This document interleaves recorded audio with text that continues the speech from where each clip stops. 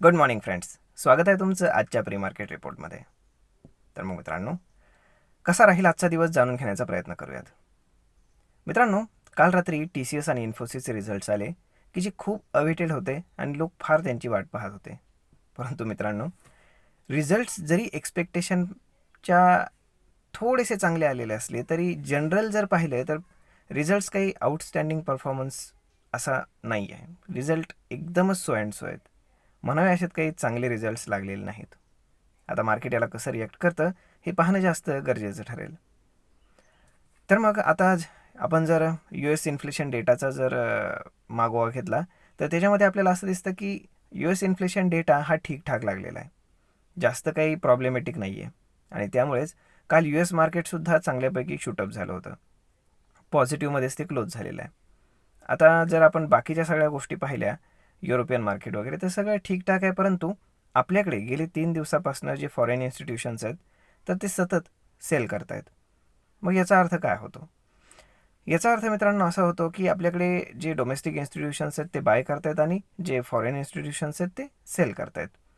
आणि जे काही USचे इन्फ्लेशन डेटा आणि आपले जे काही इन्फोसिस आणि TCSचे रिझल्ट्स लागलेत की जे थोडेसे वीक आहेत, तर मग या सगळ्या गोष्टी पाहता आता कॉन्शियस होण्याची गरज आहे. आजही गिफ्ट निफ्टी इंडिकेट करत आहे की एक 30 ते 40 point market gap up open होईल, परंतु मे बी फ्लॅटच ओपन होऊ शकतं आणि ते सस्टेन व्हायला हवं. जर मार्केट सस्टेन झालं नाही तर मार्केट पुन्हा एकदा लो लेवल टच करण्याचा प्रयत्न करेल आणि मग त्यानंतर तिथे पाहणं जास्त गरजेचं आहे की काय तिथे घडतं किंवा मग तिथे काय सेंटिमेंट क्रिएट होतात, काही न्यूज येते का, अजून काही बातम्या येतात का, त्या सगळ्या गोष्टींवरती हे सगळं डिपेंड राहील. परंतु जो सगळ्यात मोठा ट्रिगर पॉईंट होता तो म्हणजे इन्फोसिस आणि TCSचे रिझल्ट्स. तर हे रिझल्ट काही अपेक्षेप्रमाणे लागलेले नाहीत. आता सगळ्यात मोठी भिस्त आहे ती म्हणजेच HDFC बँकवरती, ज्यांचे मंगळवारी रिझल्ट्स येणार आहेत.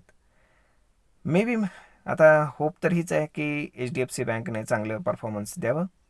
त्याचं कारण असं की इन्फोसिस आणि TCS यांना जो बिझनेस मिळतो तर तो पूर्ण परदेशातनं मिळतो बऱ्यापैकी. TCSला तरी भारतातनं खूप सारा बिझनेस मिळतो आणि त्याच्यामध्ये ग्रोथ झालेली आहे, हे लक्षात ठेवा. आणि मग जर भारतातनं मिळणाऱ्या बिझनेसमध्ये जर ग्रोथ झाली आहे तर आपली जी काही HDFC बँक आहे तिचा खूप सारा म्हणजे ऑलमोस्ट मेजर बिझनेस हा भारतामध्येच आहे. मग याचा फायदा त्यांना होऊ शकतो, कारण आपली डोमेस्टिक इकॉनॉमी जी आहे ती ग्रो करते आणि आपलं बँकिंग सिस्टम हे पूर्णपणे त्याच्यावरच डिपेंड आहे. तर पाहूयात मंगळवारी काय होतं ते. आय होप सगळं व्यवस्थित व्हावं. परंतु आजचा दिवस ते कॉन्शियस होण्याचा आहे. आज बुलिश मार्केट राहील अशी शक्यता फार कमी वाटते. परंतु मार्केट या रिझल्ट्सना कसं टॅकल करतं किंवा मग कसं पाहतं ते जास्त पाहणं महत्त्वाचं आहे. कारण एकदमच मिक्स रिझल्ट लागलेत. परंतु ओव्हरऑल जर पाहिलं की आपण एखादा आउटस्टँडिंग परफॉर्मन्स म्हणतो तर तसं काही रिझल्ट नाही आहे. तर मग मित्रांनो, पाहूयात आज मार्केटमध्ये काय होतंय ते. आय होप तुम्हाला हा व्हिडिओ नक्कीच आवडला असेल. जर आवडला असेल तर आपल्या जवळच्या मित्रमंडळींसोबत देखील हा व्हिडिओ तुम्ही शेअर करायला विसरू नका. धन्यवाद.